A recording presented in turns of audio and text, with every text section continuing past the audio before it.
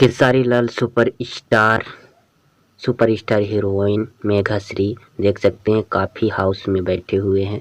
यहाँ खेसारी लाल अपनी हीरोइन से कुछ बात ही कह रहे हैं कि मैं प्यार करूँगा, तुझसे ही करूँगा।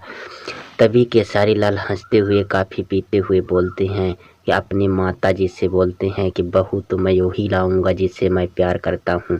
खेसारी लाल अपने दोस्तों के साथ जाते हैं मेघाश्री के पास। मेघाश्री से बात ना करते हुए काजल जी से बात करते हैं, बोलते हैं काजल तुम ही हो।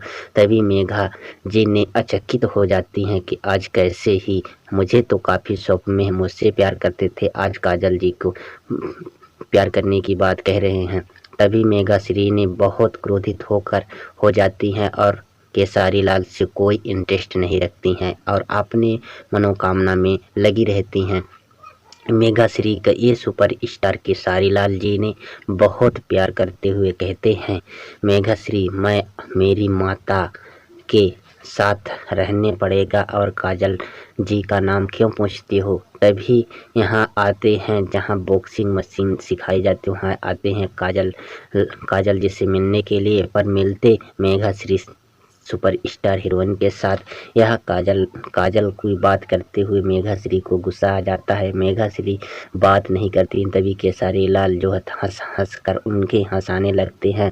खेसारी लाल का दोस्त जेब में हाथ डाल के खड़े रहते हैं, बोलते हैं ऐसा नहीं खेसारी भाई। मेघाश्री